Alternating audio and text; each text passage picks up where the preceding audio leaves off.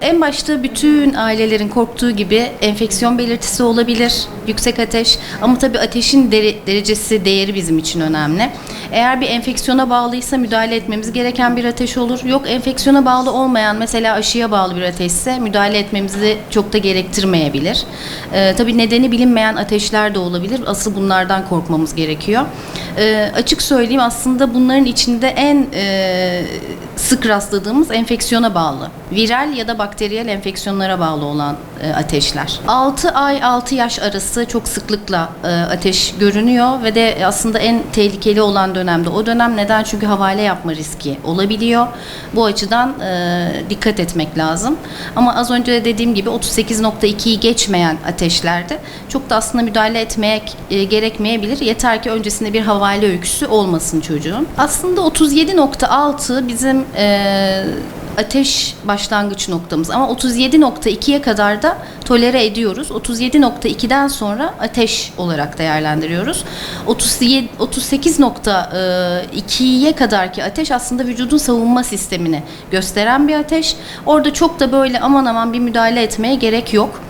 Sadece hani üstünü çıkarma, işte ılık bir duş aldırma, lüzum görürsek de ufak bir antipiretik dediğimiz ateş düşürücü vererek müdahale edebiliriz. Ama 38.2'nin üzerindeki ateşin çocuğun vücuduna bir faydası yok. Orada artık müdahale etmemiz gerekiyor. Şöyle, vücutta herhangi bir enfektif durum varsa beynimizden bir takım maddeler salınıyor. Bunlar da vücudun artık savunmaya geçtiğini, işte savunma hücrelerini salgılamak üzere savunmaya geçtiğini gösteren bir şey ve ateşi yükseltici bir takım maddeler salgılanarak vücudu savunmaya geçiriyor. Aslında orada ne oluyor? Biz orada bir savaş olduğunu, bir yangı olduğunu görmüş oluyoruz. Böylece de işte vücudun savunma sisteminin çalışıp çalışmadığını anlıyoruz. Yapılan yanlışlardan en önemlisi aslında bizim halkımızın arasında biraz bir ter atsın da iyileşsin deyip üstünü örtmek, daha çok kalın giydirmek, battaniyelere sarmak. En büyük hata bu. İlk yapmamız gereken hemen çocuğun üstünü çıkarmak, ilk yapacağımız. Ilık duş aldırmak. Dediğim gibi 38.2'ye kadarsa bunlar bile yeterli olabiliyor. Ortamın ısısını düşürmek.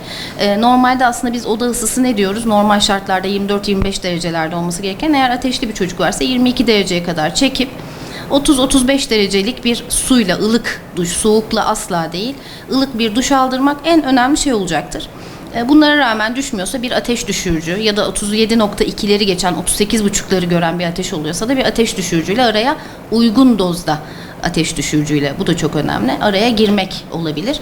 İkinci yapılan en büyük hata, ateşi görünce hemen antibiyotik, ezbere ilaç kullanımı. Bu çok önerdiğimiz bir şey değil. Çünkü belki de virüse bağlı.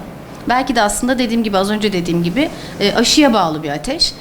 O zaman sadece ateş düşürücü de yeterli olabiliyor. Diğer bir yanlışımız ne? Aslında yine sirkeli su, kolonyalı su kesinlikle çok zararlı.